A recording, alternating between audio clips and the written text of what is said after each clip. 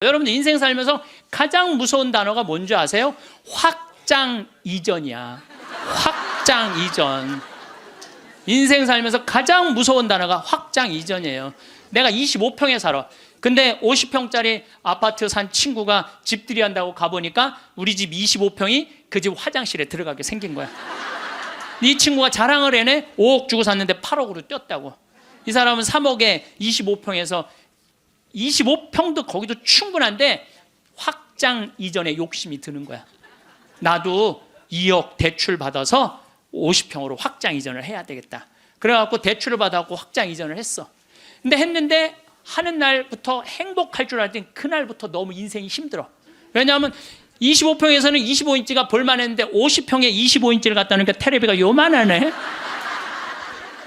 테레비 어떻게 해야 돼?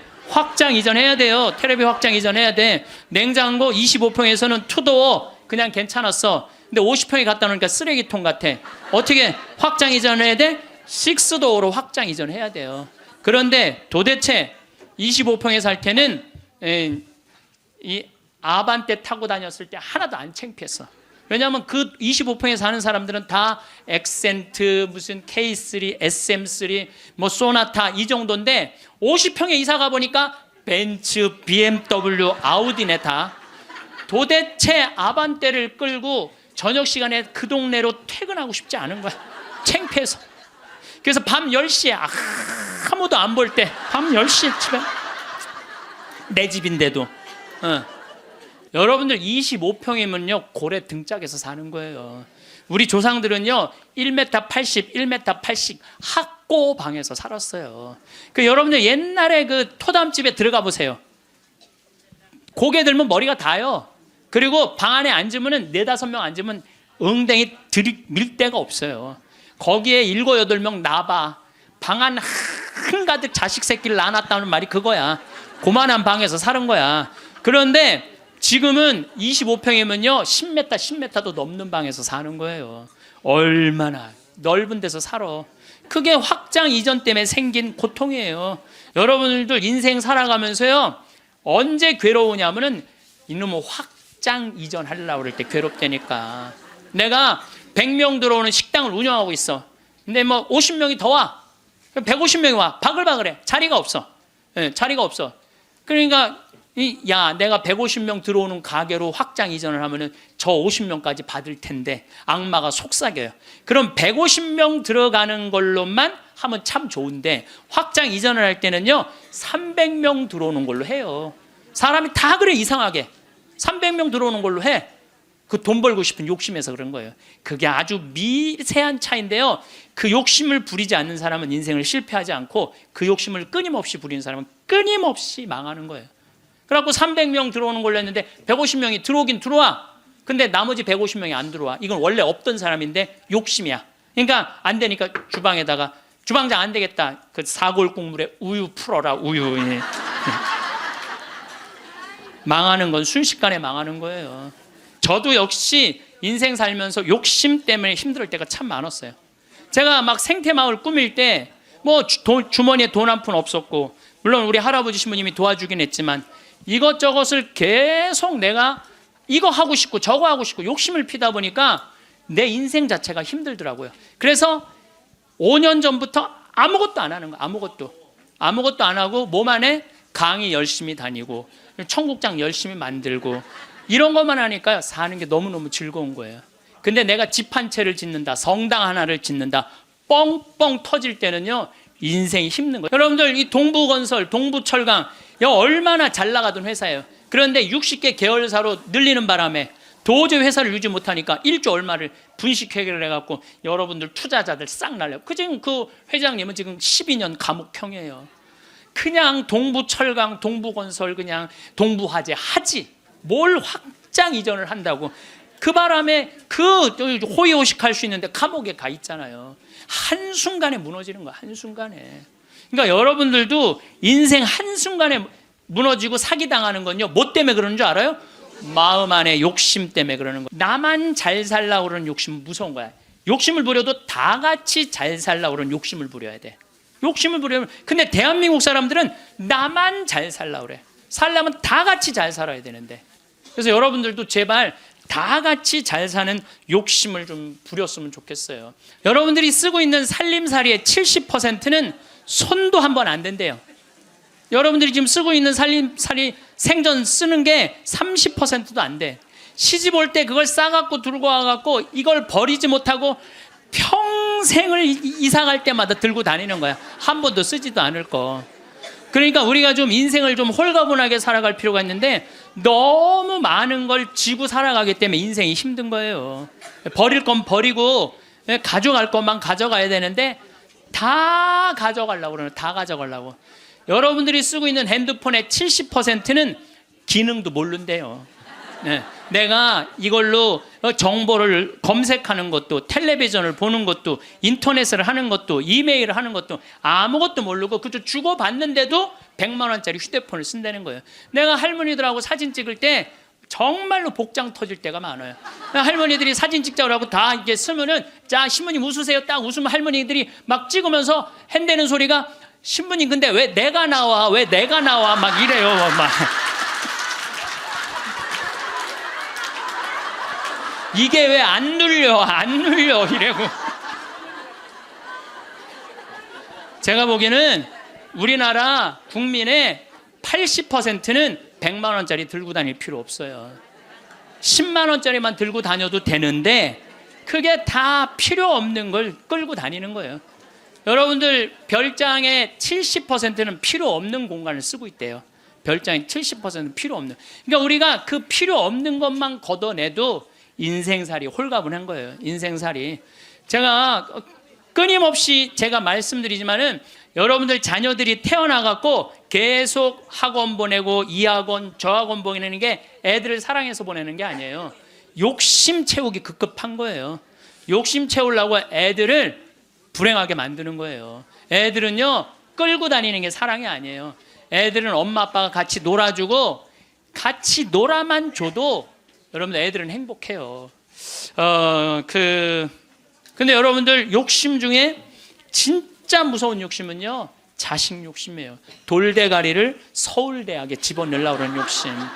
이 욕심이요 대한민국을 불행으로 만드는 거예요. 이 욕심을. 명왕성이라는 영화 찍은 감독 얘기예요. 고등학교 2학년 아이가 전교 2등을 했다는 거예요. 근데 이 엄마는 전교 2등 하는 아이한테 매일 이 바보 같은 년아 네가 뭐가 모자라서 1등을 못해요. 여러분들 전교 2등이면 어딘데. 전교 2등이면 여러분들 내 자식이 전교 2등하면 고맙다고 그래야 되지 않아요? 나는 진짜 고등학교 1학년 때 전교 610명 중에 597등 했다니까요. 내 뒤에 딱 13명 있어요. 13명. 걔네들이 어떤 애들이냐면 태권도부 조종부 애들이었어. 민간인으로 내가 단연 1등이었어 뒤에서. 그런데 제가 여러분들한테 말씀드려요. 저는 어렸을 때부터 이날 때까지 항상 즐겁게 놀았던 기억이 많아요. 공부했던 기억보다는. 근데 저는 참 행복해요. 근데 공부만 했던 사람들하고 얘기해 보면요 행복했던 기억이 없대요. 그럼 누가 남는 장사야? 맨날 놀고 맨날 행복한 내가 남는 장사 아니에요. 그게 남는 거예요. 그러니까 여러분들 자식들 공부 못한다고 구박할 게 아니라는 거예요. 행복한 길을 찾아주면 되잖아요. 고등학교 2학년 때 얘가 1등 아이가 시험을 못 봐갖고 어부지로 얘가 1등을 했어. 이제 됐지. 그리고 죽은 거예요. 엄마한테 한 마지막 항변이죠. 여러분들 우리가요 이 뭐 때문에 죽이는 거예요? 욕심 때문에 죽여. 욕심 때문에. 그리고 난 고등학교 2학년 때 전교 꼴등을 했어도 꿈은 있었어. 신부가 되고 싶은 꿈. 나는 고등학교 2학년 때 신부 원하면 그냥 다 가는 줄 알았어. 근데 딱 올라가 봤더니 공부를 잘해야지 신학교를 가는 거예요. 내 성적 갖고는 어린 푸너치도 없는 거예요. 내 성적 갖고는. 그래서 진짜 신부가 되고 싶은 열정에 공부 열심히 했어요. 근데 첫 시험에 전교 25등을 했어요. 전교 500 꼴등 하던 놈이. 난 뭐 너무너무 감사하죠. 신학교만 들어가면 되니까. 그래 나는 고등학교 2학년 때 우리나라의 대학은 딱 4개 있는 줄 알았어요. 서울대, 연대, 고대, 신학교. 그랬더니 담임선생님이 우리 어머니한테 얘 공부 조금만 더 하면 서울대 갈 수 있을 것 같다고. 내가 다니는 학교가 그래도 명문고등학교였거든요. 나는 그 일반 학교 갈 생각이 전혀 없었어. 오로지 신부님이 목표였어요. 그러니까 어머니가 반대 진짜 많이 했어요. 정말 이건 눈물 없이 못 듣는 얘기야. 얼마나 나를 괴롭혔는지 몰라요. 고등학교 3학년 때는 잠을 안 재웠어. 새벽 3시까지 설득한다고. 아버지는 회사 사표 낸다고 그러고 어머니는 죽는다고 그러고. 왜냐하면 어머니 아버지가 성당을 안 다녔거든요. 아무도 우리 집에 형제들도 아무도 성당을 안 다녔으니까 이해를 못 하는 거죠. 그러니까 아버지 이론이 그거야. 왜 평생 남의 손에 밥을 먹으려고 그러느냐 이거예요. 마누라가 해주는 밥을 먹어야지. 그리고 대를 이어야지. 그게 조상님 얼굴을 보는 거지. 대가 끊어지면 어떻게. 나는 막내인데 무슨 대를 이어. 장남만 이으면 되지. 맨날 그냥 고등학교 3학년 때 어머니 아버지가 뭐 제주도로 내려간다는 둥 뭐 하여튼 굉장히 반대가 심했어요. 그래도 저는 귀에 하나도 안 들어왔어요. 저는 그때도 어렸을 때 내 인생이야 이건. 엄마의 인생이 아니고 아버지의 인생이 아니야. 내가 원하지 않는, 여러분들 죽음에 대한 강의할 때 내가 말씀을 드리는 게, 죽을 때 가장 후회하는 게 내가 왜 내가 그때 그거 하고 싶을 때 못했을까. 그게 가장 후회된다는 거 아니에요. 그래서 나는 내 인생이기 때문에 내가 아무리 어머니 아버지를 사랑해도, 어머니 아버지가 아무리 나를 사랑해도 내 인생은 내 인생인 거야. 그게 너무 강렬했죠. 사제가 되고 싶은 욕심이. 그래갖고 이제 고등학교 3학년 반대를 심하게 했는데 어쨌든 나는 신학교 원서를 넣어서 신학교 합격을 했어요. 너무 행복했어요. 온 세상을 다 얻은 것 같았어요. 그래갖고 집에 갔는데 어머니 나 신학교 합격했습니다. 근데 안방에서 빗자루 들고 두들겨 패는 거야. 막 두들겨 패는 거야. 나가라고. 너 같은 자식 필요 없다고. 나는 또 어머니가 또 안내조차도 내 발로도 잘 집을 나갔어요. 나가라고. 나가서 한 달 동안 떠돌아 살다가, 신학교 들어가기 전에 한 달 동안 떠돌아 살다가, 뭐 올해는 집 많으니까 가서 친구네 집에도 가고 동생 네 집에 가서도 자고. 그 이제 입학식 날 어머니가 이불을 안 해주는 거예요. 이불을 해줘야 돼. 그래서 내가 3,000원짜리 스펀지 요 하나 사고, 그 매양동이라고 수원 거기 솜틀집이 많아요. 거기 가서 내가 솜 틀어서 내가 해서 내가 싸들고 이제 가는데 어머니가 그러는 거예요. 신학교 들어가기 전날 내가 천주기라면 치가 떨린다는 거야. 내 막내 아들 뺏어간 천주기 치가 되는 거야. 그래서 당신이 세례를 받으면 10손가락에 장을 지진다는 거야. 네. 앞으로는 넌 내 자식 아니니까 앞으로 너는 우리 집에 들어올 생각 하지 말라고. 부모 자식 인연 끊자고. 난 너무 고맙더라고. 안 그래도 끊을 판인데. 아니 지금은 좀 문화가 다르지만 우리 때만 해도요, 신학교 들어가면 부모 자식 인연 끝난다고 우리 그렇게 알고 자랐어요. 인연 끊는 고맙더라고. 어머니가 먼저 끊자고 그래갖고. 신학교 들어갔어요. 신학교 너무 좋더라고요. 정말로 행복하게 지냈어요. 여름방학 때 왔는데 들어오지 말라는 거예요. 들어오지 말라고 그래도 여름방학 때 신학생 얼마나 바빠. 중고등 캠프 따라가야지, 초등학교 캠프 따라가야지, 청년 캠프 따라가야지, 신학교 무슨 연수 있지. 집에 들어갈 시간이 어디 있어. 들어오지 말라고 그래도 그게 먹히지가 않는 거죠. 어머니 얼굴 보기도 바쁜데 겨울방학 때도 들어오지 말라는 거예요. 누나네 집에 지금 장가간 우리 조카 방에서 이제 방학을 하고 2학년 1학기 여름방학 때 왔는데 깜짝 놀란 거예요. 거실 한가운데 성모님하고 예수님이 계신 거예요. 거실 한가운데. 그래서 이게 어떻게 된 거냐 그랬더니 어머니가 그러는 거예요. 네가 그때 신학생이 뭔지도 몰랐으니까 네가 성당 나오라 때문에 내가 안 나갔다는 거예요. 근데 꿈에 요한 바오로 2세 교황님이 오셔서, 그때 한참 84년대 한국에 오셨잖아요. 꿈에 오셔서 소리를 질르더래요. 이 집이 신부가 날 집인데 고집을 피면 어떻게 하느냐고. 근데 그 소리가 너무 커갖고 깨어났는데 너무 놀랬대요. 천둥 소리 같이 컸대요. 그래서 내 아들 팔자가 신부 팔자인가 보다. 내가 마음을 고쳐 먹어야 되겠다.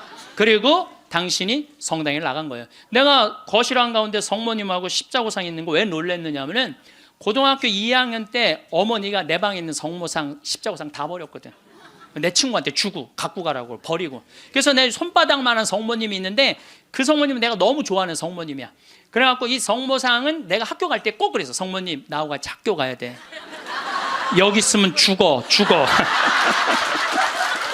그래서 이제 가방에 넣어갖고 학교 가요. 그럼 어머니가 버리려고 내 방 딱 방문 열으면 없대는 거야. 분명히 있었는데 성모님이 발이 있는 것도 아니고 저녁에 오면 내 방에 또 가방에 딱 꺼내놓고 다음날 학교 가자 성모님 그래갖고 아이 근데 성모상이 거실 한가운데 있으니 얼마나 놀래요. 근데 어머니가 누구한테 얘기를 하고 나가 성당 나가면 10손가락에 장을 지진다고 그러는 거야. 저녁 먹으면서 이제 당신이 세례받은 사연을 얘기를 하더라고요. 근데 그 얘기를 다 듣고 숟가락을 딱 내려놓고 어머니 나하고 부엌에 좀 가자. 부엌에 왜 가니? 가스불 켜놓고 장지지로 가자. 장지지로 10손가락에 장지지로. 성당 나가면 10손가락에 장지진다며. 내가 언제 그랬냐는 거예요. 근데 요즘은 어머니가 이런 말씀을 하세요. 미안하다고. 그렇게 좋아하는 건데 저렇게 좋아하는데 내가 왜 이렇게 말렸는지 모르겠다고. 여러분들 자식이요 좋아하는 걸 시키세요. 여러분들이 좋아하는 걸 시키지 말고 자식이 좋아하는 걸 시키세요. 우리 집에 참 재밌어요. 우리 집은 조카가 6이 있는데 얘네들이 또 다 애들이 돌머리야.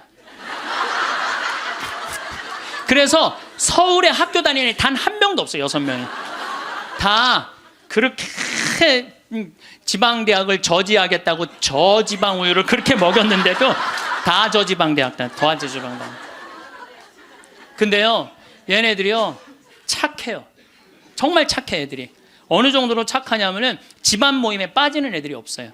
나와라 그러면 다 와. 애들이 다 오고 참 뭐 자기 자식 잘하면 팔불출이라고 그러지만 하여튼 우리 애들이 다 돌머리예요. 그건 확실해.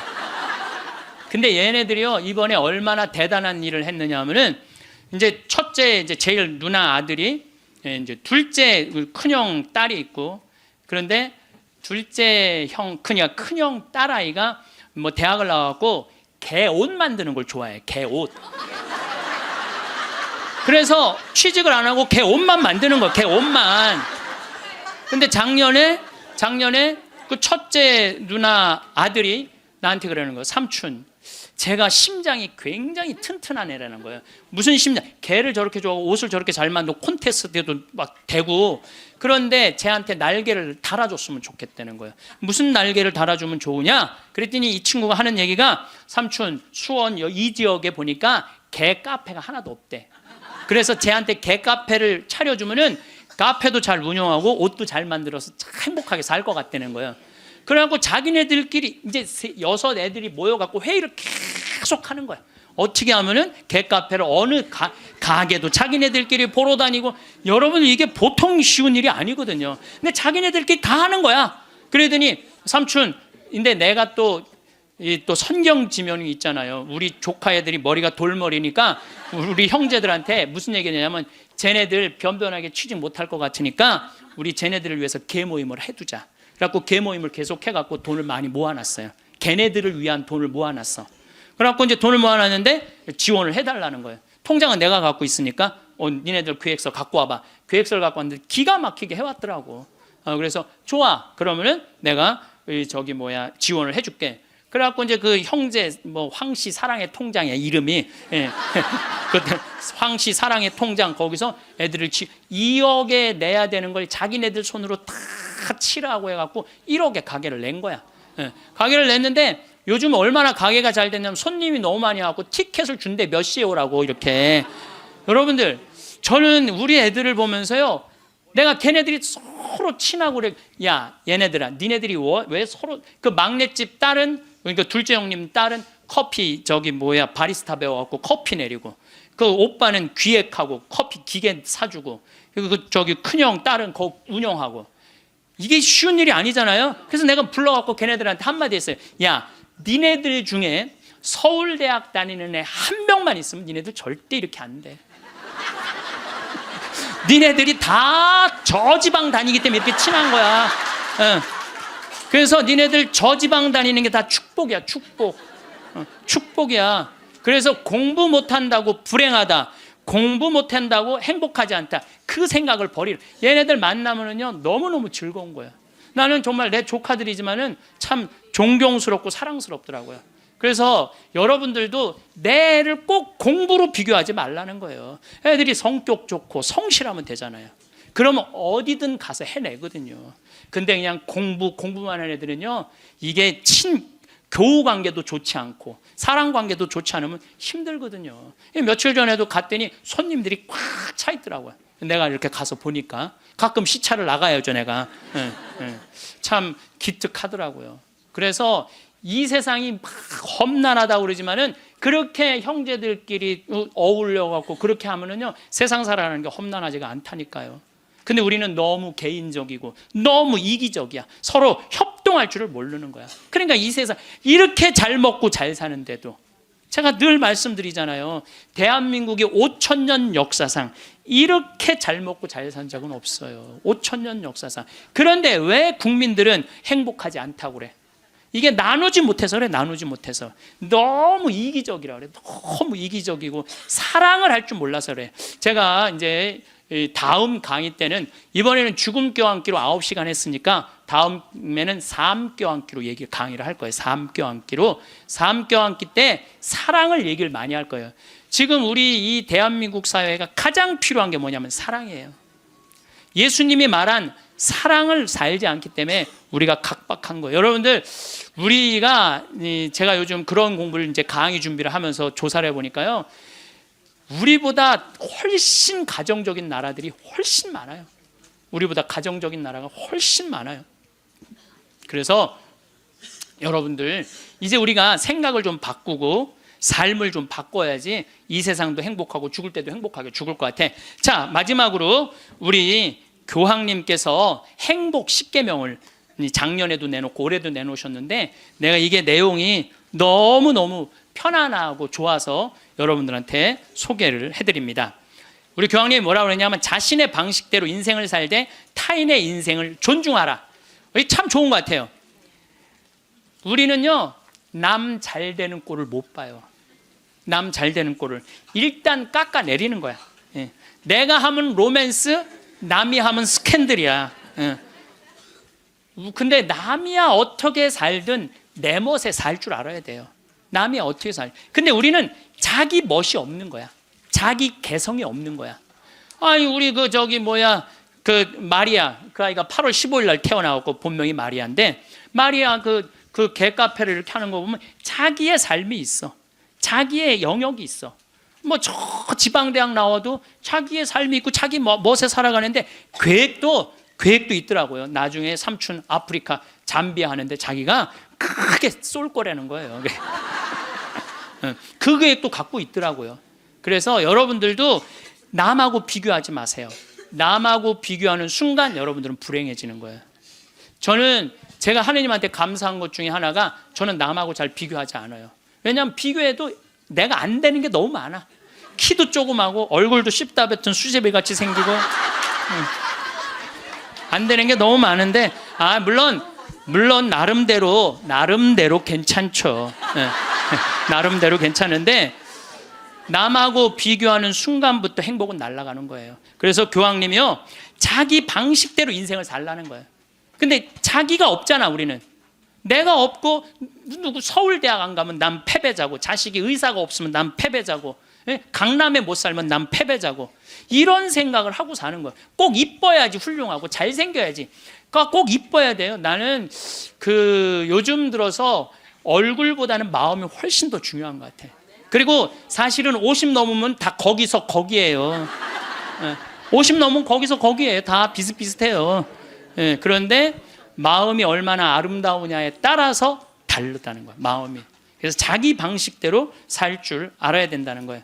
두 번째, 타인에게 마음을 열라. 우리 가운데 여기 계신 분들, 이런 생각하고 있는 분들 계실 거야. 인생을 살아가면서 상처 많이 받은 분들은 아무도 사랑하지 않을 거야. 아무도 사랑하지. 나는 주지도 않고 받지도 않을 거야. 이런 분들 있어요. 내가 인생 살아보니까 인간들 이게 쓸데가 못 돼. 인간들 믿을 게 못 돼. 나는 사랑 안 하고 살 거야. 뭐하러 살아 그럼? 그렇지 않겠어요? 사랑을 하고 살아야지 사람인데, 제가 요즘 이렇게 이제 나이를 먹으면서 사람을 만나는 게 참 즐겁더라고요. 사람을 만나는 일이 참 즐겁고 신나더라고요. 그래서 이렇게 사람을 만나고 연락을 주고받고 친구를 도와주고, 물론 나도 도움을 많이 받죠. 여기 우리 교우들이 저를 정말 많이 도와주는, 그래서 정말 신나요. 나도 또 도울 수 있는 일이 있으면 얼마든지 돕고. 그러니까 타인에게 마음을 열 때 삶이 풍요로워지는 거예요. 인간관계가 굉장히 넓어지고 삶이 풍요로워지는 거죠. 다른 사람들에게 마음 열고 친절하게 대해야 된다는 거예요. 아까 제가 이 명동에서 이제 밥 먹고 들어오면서 문을 열어줬는데 한 20명 정도가 내가 문 열어주니까 계속 그냥 들어오더라고요. 내가 문을 열었는데 20명 정도가 계속 들어오더라고요. 그런데 여러분들, 이게 우리의 모습이에요. 서양에는요, 내가 문을 열어주잖아요. 뒤에 사람이 무조건 잡아줘요. 무조건 잡아줘요. 그리고 그 뒤에 오는 사람이 무조건 잡아줘요. 근데 아까 내가 문 열었는데 계속, 그리고 나한테 고맙다고 고개 숙인 사람 한 명도 없었어요. 그냥 가는 거예요. 우리가요, 얼마나 타인에 대한 배려가 없는지 몰라요. 다른 사람을 배려해주고 염려해주는 게 너무, 그러니까 참 이기적인 거예요. 지금 대한민국의 모습이 돈 1등 했기 때문에 그런 모습이 없는 거예요. 내가 이제 앞으로도 계속 그래 볼 거야. 계속 한번 문 열고 한번 기다려 볼 거야. 몇 명이 지나가나 감사합니다. 그리고 다 본인이 잡는 사람이 이제 나타나면 이제 우리가 좀 성숙한 거죠. 내가 계속 붙잡고 있었다니까. 세 번째, 고요히 전진하라. 우리가 인생을 살면서요, 한 가지의 목표를 정하면 계속 해야 돼. 중간에 포기를 하면은요, 이게 안 하는 일만 못 하는 거예요. 제가 이제 생태마을을 꾸미고 산 지가 20년이 되고, 이쪽에 관심을 갖고 산 지가 30년이 돼요. 근데 계속 생태마을 꾸미다 보니까 저한테 하느님께서 시키는 일이 참 많더라고요. 근데 한 가지의 목표를 가지고 계속 고요히 전진하면은요, 우리의 삶에는 축복이 있어요. 근데 하다가 말면 있잖아요, 아무 축복이 없는 거예요. 아무 축복이 없는 거예요. 그래서 내가 뭔가 그냥 5년이고 10년이고 20년이고 계속 진행하는 일이 본인이 있어야 된다는 거죠. 네 번째, 건강하게 쉬어라. 우리 교황님이 참 멋있어요. 노를 때 건강하게 노르라는 거예요. 그러니까 노는 게 중요해. 노는 게, 여러분들 노는 게 하나도 안 중요할 것 같죠? 그거는 돈 있는 사람들의 사치일 것 같죠? 나는 니마 그 강을 건너지 마오에 그 할머니 할아버지들 돈 많아요, 적어요? 돈 많은 분들이 아니에요. 근데 어때요? 참 행복해 보이죠? 자식들이 중간에 와서 싸우긴 했지만 인간극장에서 보면 자식들도 참 건강해요. 손녀가 와갖고 결혼한다고 절도 하고 굉장히 건강한 집이에요. 그래서 나는 그 할머니 할아버지가 이렇게 손을 잡고 이렇게 가시는 모습을 보면서 저게 바로 건강한 거다. 둘이 얼마나 재미나게 살아요. 여러분들, 우리 할머니 할아버지들 한 집에서 어때? 막 맨날 싸우죠. 근데 늙어서는 싸우는 것도 재미야. 싸우지까지 않으면 무슨 재미로 살아, 둘이서. 싸우는 것도 재미예요. 근데 놀 때 건강한 놀이 문화를 만들 필요가 있는 거예요. 자기 취미 생활을. 우리 생태마을의 직원들이 이렇게 보면은 이제 생태마을에서 살면서 사는 게 즐거운 게 있는 것 같아. 그래서 건강하게 노는 법을 배우는 것 같아. 건강하게 노는 법을. 그래서 이번 9월 15일부터 9월 30일까지는 미국 횡단 여행 간다니까, 우리 직원들이 15일 동안. 참 좋죠. 식사 시간만이라도 텔레비를 끄고 눈을 마주보고 대화를 하면서 밥을 먹으라는 거예요. 교황님 얘기예요. 교황님 얘기, 내 얘기가 아니고. 근데 우리는 식사 때도 그냥, 그러니까 가족이 아니야. 우리는 한 집에서 그냥 사는 거지. 식구가 아니라니까요. 식구가. 다섯 번째, 일요일은 가족과 함께 보내라. 여러분들 인생 살아가다 보면 나이를 먹으면 먹을수록 가족밖에 없다는 생각 참 많이. 물론 친구도, 벗도 중요하지만은 가족이 참 소중한 거예요. 그래서 근데 우리나라는 가족을 위해서 산다며 가족을 한 번도 안 만나는 아빠들이 너무 많아요. 30살에서부터 50살 때까지 가족을 산다면서 가족을 만나지 않아. 일요일 날 가족하고 함께 영화를 보러 가고 함께 운동을 하러 다니고. 어제 잠깐 보니까 스웨덴에서 아빠들이 이제 이 휴일을 평일날 해요. 그래갖고 이제 월요일 날 오전에만 근무하는 거야. 그리고 애들하고 노는 거야. 그게 너무 잘 돼 있어요. 근데 뭐 비단 그것뿐만 아니라 제가 가서 내 눈으로 봐도 너무너무 잘하는 거예요. 근데 우리는 성당 활동도 엄마 아빠 아들 딸 다 하는데 보면은 집에 오면 서로 말 안 하잖아. 성당 얘기도 안 하고 하느님 얘기도 안 하고 대화할 줄 모르는 거죠. 6번째, 젊은 세대에 품위 있는 일자리를 만들어줄 혁신적인 방법을 찾아라. 이 교황님 말씀이에요. 젊은이들이 일을 해야 되거든요. 우리나라의 또 심각한 문제 중에 하나가 젊은이들이 일거리가 없는 거야.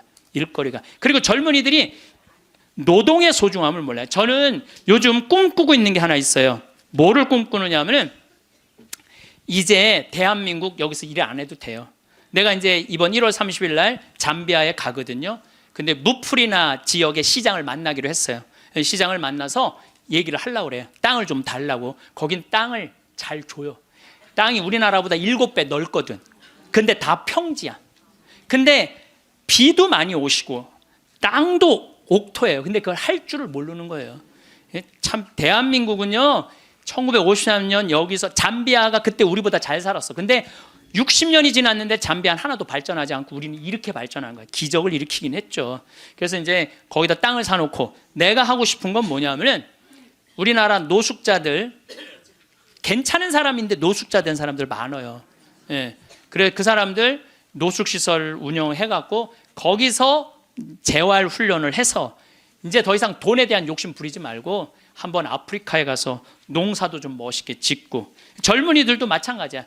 돈 벌을 필요 뭐 있어. 먹고 그냥 살면 되지. 꼭 돈을 벌어야 돼. 그래도 나는 최소한 200만 원은 주니까 최소한 200만 원은 주니까 예. 그럼 아프리카에 가서 여기서 기술 좀 배우고 지금 한 1000만 평 달라고를 판이거든요. 예. 이번에 가서 그럼 1000만 평이면 포크레인도 다 보내놨고 트랙터도 이번엔 불도저를 살라고 그래.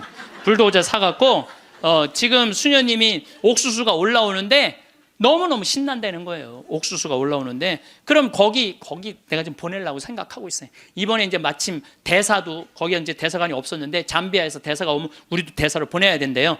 대사관도 이제 생기고 아주 뭐 하여튼 신나는 일이에요. 근데 어떤 분들이 이런 얘기를 해요. 신부님 한국 사람들도 지금 굶는 사람들이 많은데 뭐하러 아프리카까지 돕느냐고 내가 이런 분들한테 오늘 공식적으로 말합니다. 그래서 우리가 전쟁 끝나서 우리끼리 일어나서 이렇게 잘 먹고 잘 삽니까? 우리가요 미국에서 보내준 옥수수, 밀가루, 옷 가지고 살아난 거예요. 그게 이기적이라는 거예요. 우리는 그렇게 못 먹고 못 살 때 그렇게 원조받아서 이렇게 일어섰는데 이제는 누가 할 차례야? 우리가 할 차례예요. 우리가 한국 사람들도 도와줘야 되지만은 지금 우리보다 엄청 못 사는 사람들 많아요. 이거 대한민국 사람들이 도로 나갈 때 대한민국이 건강해요. 우리끼리만 잘 먹고 살자 그러면 대한민국 건강하지 않아요. 그래서 지금 다른 나라에 지금 수많은 지금 한국 사람들이 도로 나가고 있거든요. 그게 또 국격을 높이는 일이야. 예, 국격을 높이는 일이에요. 여러분들 대한민국 나가면요 잘 먹고 잘 사는데 그만큼 존경을 못 받아요. 왜냐하면 나누지 않기 때문에 그래요. 그래서 우리 교회가 저는 그런 일을 해야 된다고 생각하고 그 젊은이들이 제가 지난 그 봉사자들 데리고 가서 해고 왔는데 애들이요 정말 너무너무 행복해 하더라고요. 20명들이. 그래서 여러분들도 젊은이들한테 여러분들은 뭐 할 일은 아니겠지만 우리 기업하는 사람들 정치하는 사람들이 젊은이들이 일할 수 있는 여러분들도 책임 있네. 애들 그냥 책상에서만 그냥 공부시키는 게 애들이 일을 안 하지. 예. 그래서 좀 운동도 좀 하고 이런 사회 문화가 됐으면 좋겠어요. 7번째, 자연을 존중하고 돌보라. 교황님이 환경 중요하게 여긴 거죠. 자, 여러분들 이번에 지금 바다가요 어느 때보다도 뜨겁대요. 겨울 바다가. 이게 이제 뭘로 나오느냐면 엘니뇨라는 걸로 나오게 돼 있어요. 지금 겨울에는 바다가 식어져야 돼. 그래갖고 한 4도, 3도까지 내려가야 돼. 근데 지금 겨울바다가 만약에 20도, 25도가 올라가잖아요. 그럼 여름에 35도, 37도까지 올라가요. 그렇게 되면은 태풍, 슈퍼 태풍 이런 게 온다는 거예요. 근데 그거 올 가능성이 굉장히 많다는 거예요. 그리고 지난 11월은 역사상 가장 더운 11월이었대요. 근데 여러분들 잘 모르죠. 이게 지금 어떻게 이렇게 돌아가는지 저렇게 돌아가는지. 우리가 자연을 사랑할 때 자연도 나를 사랑해줘요. 우리가 자연을 괴롭힐 때 자연도 나를 괴롭히게 돼 있어요. 8번째, 부정적인 생각에서 벗어나라. 다른 사람을 험담하는 것은 자존감이 낮다는 거예요. 이 교황님이 참 말씀 잘하셨어요. 다른 사람 험담하는 사람 중에 인격 훌륭한 사람 봤어요, 여러분들? 다른 사람 막 욕하는 사람들 인격 훌륭한 사람 없어요. 그러니까 남을 칭찬하는 사람이 인격이 올라가는 거예요. 여러분들, 바다가, 우리 강물이 바다로 내려가죠. 예, 바다로 내려가면은 겸손한 사람이 아래로 내려가는 거예요.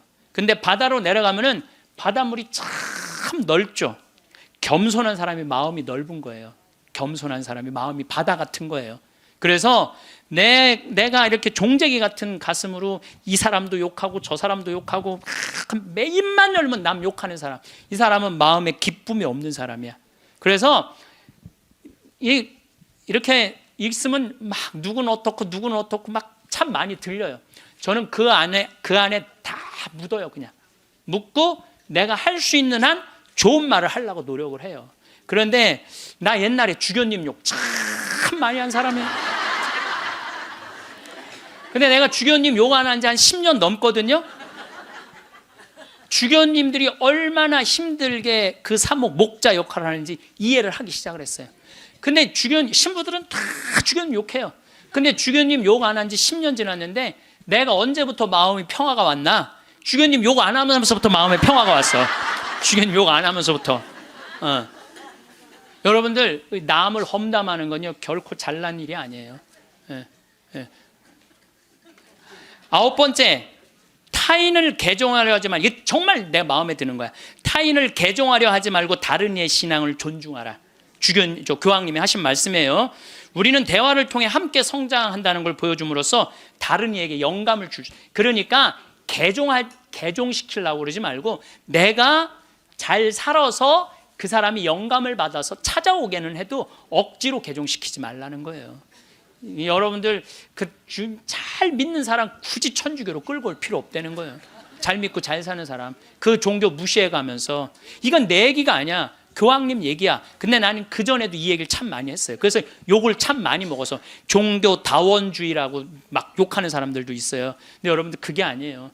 신앙은요 소신이야. 자기 소신. 그거 소신을 꺾는다는 건 목숨하고도 바꾸는 일이에요. 그러니까 저 이슬람이 저렇게 그냥 나는 걔네들 개종시킬 생각 하나도 없어요.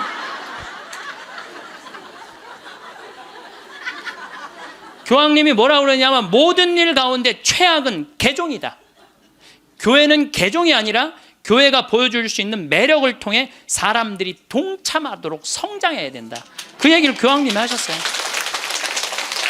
그래서 우리 천주교 좋아. 그래, 개종시켜놨더니 와서 보니까 좋은 거 하나도 없고 말씀도 없고 신앙도 없으면 그 뭐야? 그렇잖아요. 근데 내가 열심히 살고 하느님 기쁨, 복음, 내 안에 기쁨이 막 흘러넘쳐, 내 안에 복음이 흘러넘쳐. 그럼 그 기쁨을 나눠 가지는 사람은 그거는 바로 그게 교황님이 원하는 거라는 거죠. 10번째, 평화를 위해 일해라. 전쟁이 끊이지 않는 시대에 사는 우리는 평화를 위한 목소리를 내야 된다는 거죠. 평화는 아무것도 하지 않고 가만히 있는 상태가 결코 아니라는 거죠. 그래서 우리들이 평화를 위해서 일하는 거, 여러분들, 우리가 지금 평화를 위해서 일할 수 있는 거 참 많죠.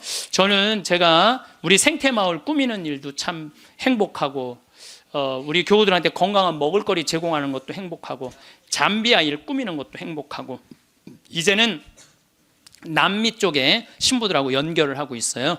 남미 쪽도 우리가 도와줄 수 있으면 도와주는 일도 지금 하려고 지금 추진 중에 있어요. 그래서 일단은 남미에 있는 신부님, 수녀님들한테 프로그램을 내봐라. 그럼 내 1년에 일단은 1,000만 원씩 도와주겠다. 돌아가면서 그렇게 해놨는데 이제 곧 있으면 회의를 한대요. 그래서 편지는 해놨는데 어떻게 될지 모르겠어요.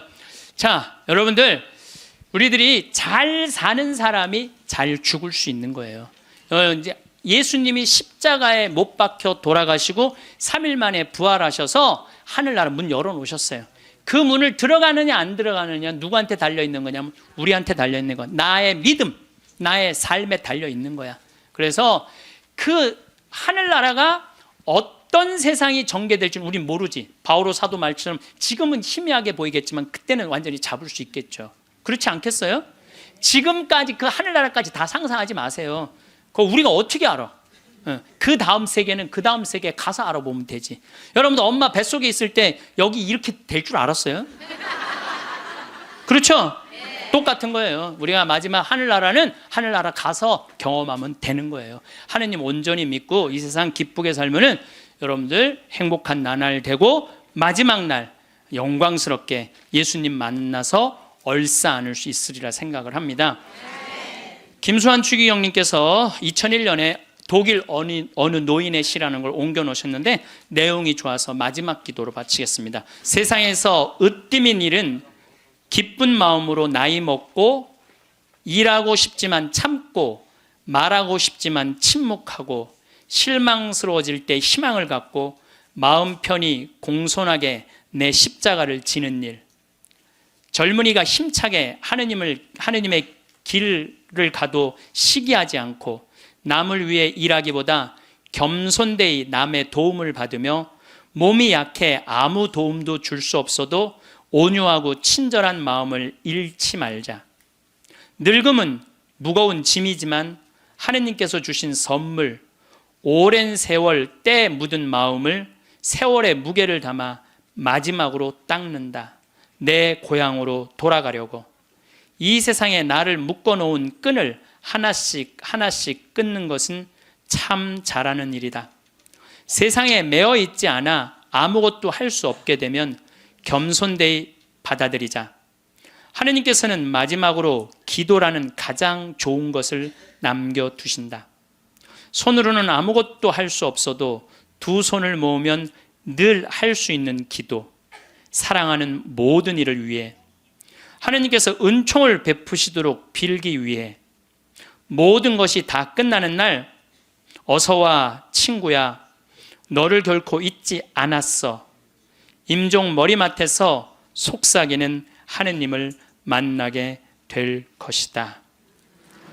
우리는 살면서 끊임없이 남과 나를 비교합니다.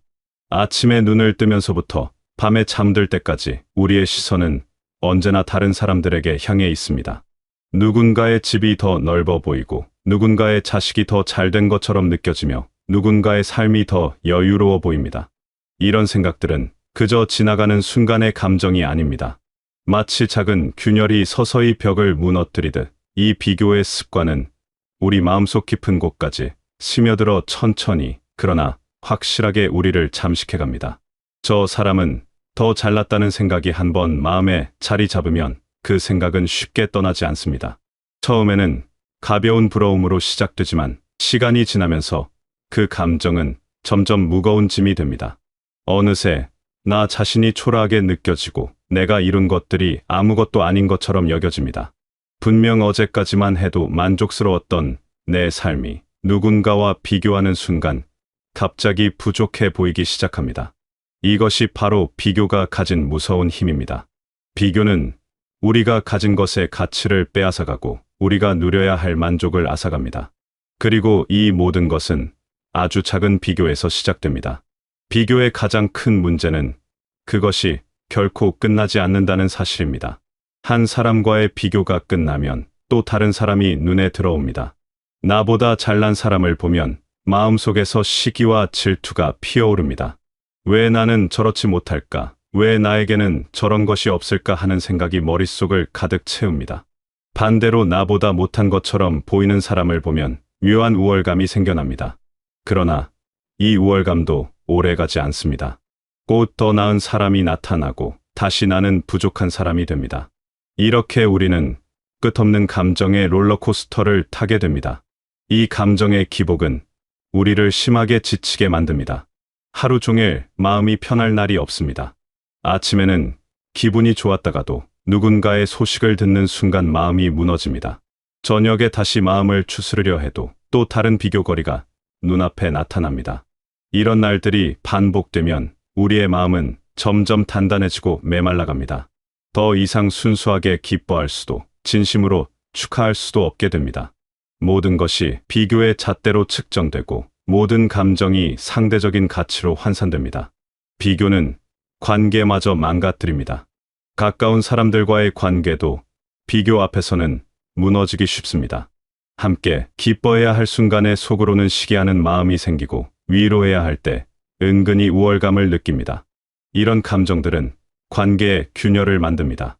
겉으로는 웃으면서도 속으로는 비교하고 있다면 그 관계는 이미 진실함을 잃은 것입니다. 비교하는 순간 내 마음은 이미 내 삶을 떠나 남의 인생으로 넘어가 버립니다. 나는 더 이상 내 삶의 주인이 아니라 남의 삶을 구경하는 관객이 되어버립니다. 우리가 이렇게 비교를 멈추지 못하는 이유는 무엇일까요? 그 근본에는 욕심이 자리하고 있습니다. 조금만 더 가지고 싶다는 마음이 우리를 끊임없이 타인의 삶을 들여다보게 만듭니다. 지금 가진 것으로는 부족하다는 생각, 좀 더 나아져야 한다는 생각이 우리를 쉬지 못하게 합니다. 이 욕심은 결코 채워지지 않습니다. 하나를 얻으면 둘을 원하고 둘을 얻으면 셋을 원합니다. 끝이 없는 욕망의 사슬 속에서 우리는 계속해서 달려가지만 정작 도착하는 곳은 없습니다. 욕심이 커질수록 우리의 시선은 점점 더 바깥으로 향합니다. 내 안을 들여다볼 여유가 없어집니다. 내가 지금 무엇을 가지고 있는지, 내가 어떤 것들을 누리고 있는지는 잘 보이지 않습니다. 대신 남이 가진 것들만 눈에 들어옵니다.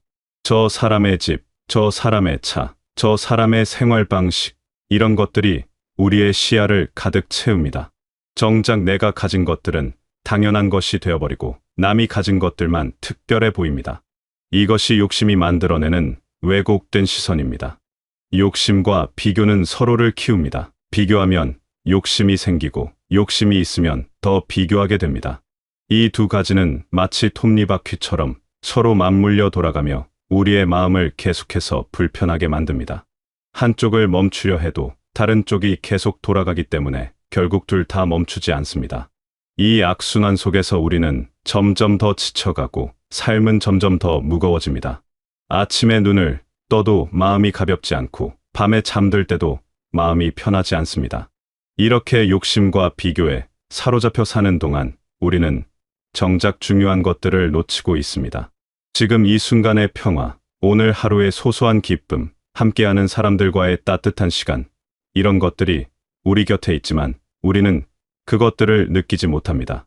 우리의 마음이 온통 남과의 비교와 더 많이 가지려는 욕심으로 가득 차 있기 때문입니다. 마치 맛있는 음식을 앞에 두고도 다른데 정신이 팔려 그 맛을 제대로 느끼지 못하는 것과 같습니다. 그렇다면 우리는 어떻게 해야 할까요? 답은 의외로 간단합니다. 욕심을 내려놓는 것입니다. 욕심을 내려놓으면 비교가 자연스럽게 사라지고 비교가 사라지면 마음이 편안해집니다. 물론 쉬운 일은 아닙니다. 평생 동안 키워온 욕심을 하루아침에 버릴 수는 없습니다.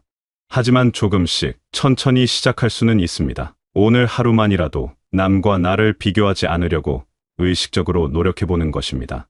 누군가의 소식을 들었을 때 바로 나와 비교하는 대신 그냥 그 사람의 일로만 받아들이는 것입니다.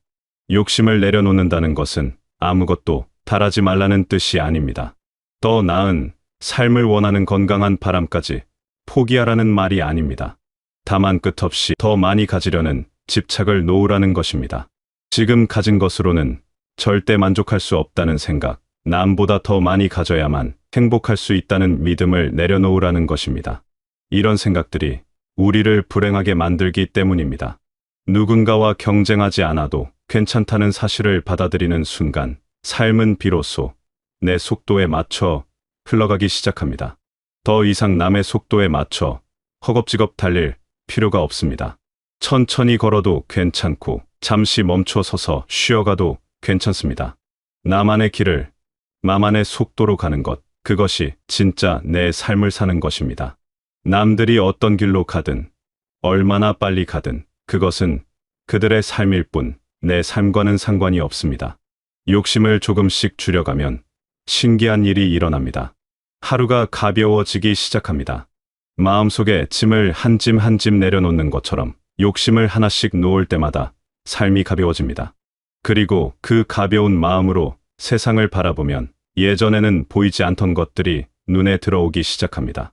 아침 햇살의 따스함, 마당에 핀 작은 꽃, 창밖으로 들려오는 새소리, 이런 평범한 것들이 새롭게 느껴집니다. 이것들은 늘 거기 있었지만 우리가 욕심과 비교에 정신이 팔려 보지 못했던 것들입니다.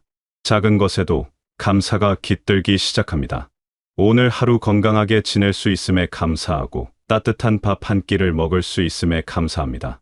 편안한 잠자리가 있음에 감사하고 말을 나눌 수 있는 사람이 있음에 감사합니다. 이런 감사는 억지로 만들어내는 것이 아닙니다. 욕심을 내려놓고 비교를 멈추면 자연스럽게 우리 마음에서 솟아나는 것입니다. 당연하게 여겼던 것들의 소중함이 뒤로서 보이기 시작하는 것입니다. 많은 사람들이 행복을 찾아 헤맵니다. 더 많이 가지면 행복할 거라고 생각하고 남보다 앞서가면 만족스러울 거라고 믿습니다. 그래서 평생을 남보다 더 가지려고 애씁니다. 더 많이 모으고 더 높이 올라가고 더 넓게 확장하려고 노력합니다. 하지만 정작 행복은 오지 않습니다. 목표를 달성해도 잠깐의 기쁨만 있을 뿐 곧 다시 허전함이 찾아옵니다. 그리고 또 다른 목표를 향해 달려갑니다. 이런 식으로 평생을 달리다 보면 어느새 지쳐서 더 이상 달릴 수 없는 순간이 옵니다. 그때가 되어서야 깨닫게 됩니다. 행복은 더 많이 가지는 데 있지 않았다는 것을, 오히려 가진 것을 늘리는 삶이 아니라 마음의 짐을 덜어내는 삶이 더 충만하다는 것을, 욕심을 내려놓고 비교에서 벗어날 때 진짜 평화가 찾아온다는 것을, 이것은 머리로만 아는 지식이 아닙니다. 직접 경험해봐야 아는 깨달음입니다. 욕심을 내려놓기 전에는 결코 이해할 수 없는 것입니다. 잘 살아낸 사람의 기준은 더 많이 가진 사람이 아닙니다. 더 높은 곳에 올라간 사람도 아닙니다. 오히려 욕심을 내려놓고 비교에서 벗어나 자기 삶을 제대로 살아낸 사람입니다. 자기가 가진 것에 만족하며 자기 속도로 살아가며 작은 것에도 감사할 줄 아는 사람입니다. 이런 사람이 진짜 부유한 사람입니다. 돈이 많아서가 아니라 마음이 풍요로워서 부유한 것입니다. 지금 가진 것으로도 충분히 괜찮다는 사실을 깨닫는 것이 진짜 지혜입니다. 이 깨달음은 포기가 아닙니다. 체념도 아닙니다. 오히려 삶의 본질을 꿰뚫어보는 명확한 시선입니다. 우리가 진짜 필요한 것은 생각보다 많지 않습니다. 하루 세끼 밥, 편안한 잠자리, 건강한 몸, 마음을 나눌 수 있는 사람들, 이 정도면 충분합니다. 나머지는 모두 욕심이 만들어낸 필요입니다. 물론 더 나은 환경에서 살고 싶고 더 좋은 것들을 누리고 싶은 마음을 부정할 수는 없습니다. 그런 바람 자체가 나쁜 것은 아닙니다. 문제는 그 바람이 집착이 되고 그 집착이 비교를 낳고 그 비교가 우리를 불행하게 만들 때입니다. 건강한 바람과 병적인 욕심 사이의 경계를 아는 것이 중요합니다. 내가 진짜 원하는 것인지 아니면 남과의 비교에서 생긴 욕심인지 구분할 줄 알아야 합니다. 이 구분은 생각보다 어렵지 않습니다.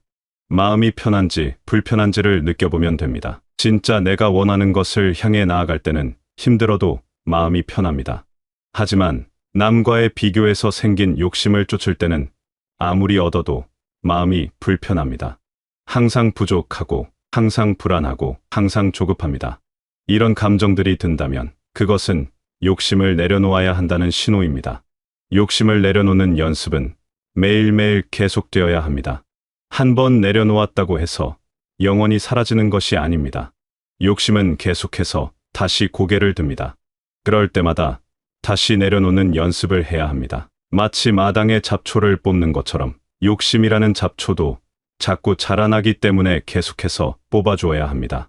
처음에는 힘들지만 계속하다 보면 점점 쉬워집니다. 비교하지 않는 삶을 사는 것도 마찬가지입니다. 처음에는 의식적으로 노력해야 합니다. 누군가의 소식을 들을 때마다 나와 비교하려는 습관이 자동으로 작동하기 때문에 이것을 멈추려면 계속해서 주의를 기울여야 합니다. 하지만 이 연습을 계속하다 보면 어느새 비교하지 않는 것이 자연스러워집니다. 남의 일은 남의 일로, 내 일은 내 일로 받아들이는 것이 편해집니다. 이렇게 욕심을 내려놓고 비교를 멈추며 살아가면 삶이 달라집니다. 같은 하루를 살아도 훨씬 더 평화롭습니다. 같은 것을 가지고 있어도 훨씬 더 만족스럽습니다. 같은 사람들을 만나도 관계가 훨씬 더 편안해집니다. 외적인 조건은 하나도 바뀌지 않았는데 삶 전체가 달라지는 신기한 경험을 하게 됩니다. 이것이 바로 내면의 변화가 가져오는 힘입니다. 여러분은 지금 충분히 잘 살고 있습니다.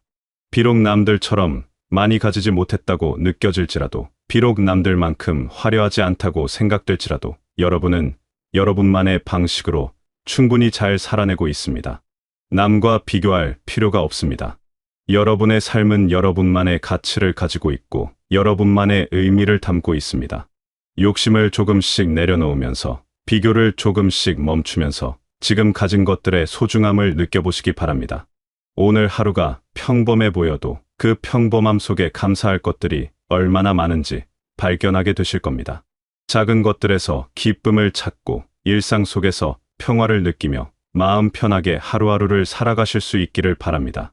여러분의 삶은 그 자체로 충분히 가치 있고 의미 있고 아름답습니다. 남과 비교할 필요도, 더 많이 가져야 한다는 강박도 모두 내려놓으시기 바랍니다. 그리고 지금 이 순간 여러분이 가진 것들을 온전히 누리며 마음 편한 나날을 보내시길 바라겠습니다.